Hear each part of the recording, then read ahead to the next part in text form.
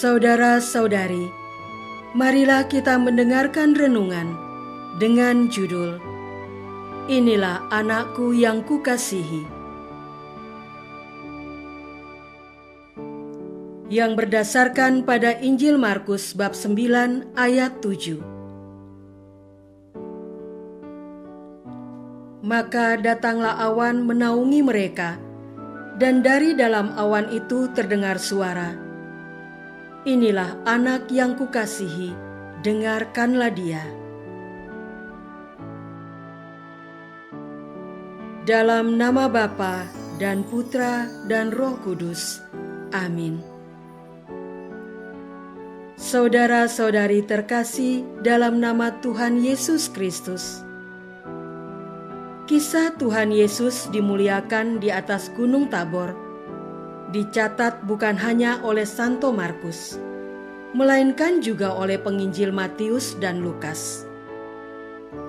Peristiwa Yesus merubah rupa disaksikan oleh 3 orang rasul utama Yesus, yaitu Petrus, Yakobus, dan Yohanes. Ketiga tokoh ini selalu hadir dalam beberapa peristiwa-peristiwa penting yang dikerjakan oleh Tuhan Yesus. Tapi kali ini beda. Bedanya adalah kehadiran 2 tokoh perjanjian lama, yaitu Nabi Musa dan Nabi Elia. Nabi Musa adalah tokoh besar yang membebaskan bangsa Israel dari perbudakan Mesir, dan beliau menerima 10 perintah Allah di Gunung Sinai untuk pedoman bangsa Israel. Musa meninggal, namun makamnya tidak diketahui di mana, sebab dia ditinggalkan oleh bangsanya yang meneruskan perjalanannya ke tanah terjanji bersama Yosua. Sedangkan Elia adalah sosok pembela hak-hak Allah yang menghancurkan dewa-dewa berhala. Elia juga tidak diketahui makamnya, sebab dia pergi ke langit mengendarai kuda merapi dengan sebelumnya menyerahkan jubahnya kepada Nabi Elisa yang menggantikan peranannya sebagai nabi. Saudara-saudari terkasih, keadaan ini sungguh membuat takut, tetapi sekaligus membahagiakan ketiga rasul itu. Petrus bahkan segera memberikan sikapnya, "Rabi, betapa bahagianya kami berada di tempat ini. Baiklah kami dirikan 3 kemah, 1 untuk engkau, 1 untuk Musa, dan 1 untuk Elia." Tuhan Yesus tidak menanggapi permintaan Petrus tersebut. Yang terjadi adalah awan menyelimuti mereka, dan dari dalam awan itu keluarlah pernyataan ini, "Inilah anak yang kukasihi, dengarkanlah dia." Lalu 2 sosok dari perjanjian lama itu menghilang. Pesan itu tentu saja ditujukan kepada mereka yang hadir dalam peristiwa agung ini. Petrus, Yakobus, dan Yohanes harus mendengarkan Yesus. Gereja Kudus memperingati peristiwa ini dengan perayaan pesta, karena hal itu penting dan menjadi tonggak iman para rasul. Saudara-saudari terkasih, Anda boleh menguasai Alkitab. Anda boleh hebat merangkai kata-kata untuk mempengaruhi orang banyak. Tetapi jika mereka tidak berjumpa dengan Yesus, tetapi kalau orang tertarik dan mengagumi Anda, tapi tidak tertarik dan mengagumi Yesus, Anda gagal. Kalau orang yang saat ini sedang mendengarkan saya, dan Anda tidak berjumpa dengan Yesus yang mengasihi Anda, Yesuslah yang harus didengarkan. Izinkanlah Yesus mengampunimu. Izinkanlah Yesus mengubah hidupmu dari dalam. Izinkanlah Yesus menjadi pemandu dalam setiap langkahmu. Kalau itu yang terjadi, tidak sia-sia saya mengunjungi Anda hari ini.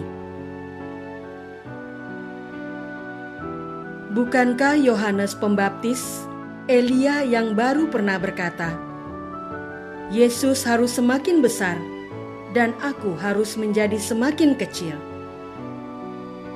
Saudara-saudari terkasih, pengalaman hidup kita sebagai orang Kristen, apakah sudah menunjukkan kalau kita ini sudah memberikan perhatian dan telinga kita kepada Tuhan Yesus? Jujur saja, apakah aku sudah meluangkan waktu untuk membaca kitab suci secara pribadi? Atau mungkin ada di antara kita yang berpikir, biarlah para imam atau pastor saja yang membaca kitab suci. Kita cukup mendengarkan khotbah dan renungan yang mereka berikan. Apakah ini salah? Tidak, tidak salah. Tetapi tidak seharusnya terjadi pemikiran yang seperti itu. Dokumen gereja Dei Verbum atau dokumen tentang Sabda Allah menganjurkan agar umat dapat dan boleh membaca kekayaan rohani yang terkandung dalam kitab suci secara pribadi. Ada pengalaman pribadi yang tak dapat diberikan oleh siapapun kalau kita membaca kitab suci secara pribadi. Tuhan Yesus dan Roh Kudus-Nya akan menyapa kita secara pribadi. Setidaknya, setelah mendengarkan renungan hari ini, baiklah kita meluangkan waktu untuk mengambil Alkitab kita yang dijadikan hadiah waktu kita menikah dan mulai membacanya. Caranya bagaimana? Bisa membaca dari depan ke belakang. Bisa mengikuti kalender liturgi atau mengikuti anjuran Gereja Kudus.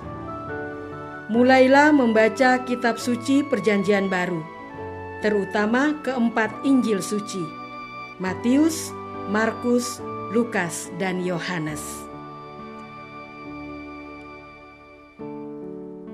Apakah aku sudah meluangkan waktuku mendengarkan Yesus dengan membaca kitab suci? Marilah kita berdoa. Bapa yang Maha Murah, semoga pesta penampakan Tuhan Yesus hari ini tidak membuat kami terpesona, melainkan selalu tersedia untuk mendengarkan firman-Nya dan melaksanakannya dengan tekun. Demi Kristus Tuhan kami. Amin. Semoga kita semua selalu dinaungi dan dibimbing oleh berkat Allah yang Maha Kuasa, Bapa dan Putra dan Roh Kudus. Amin.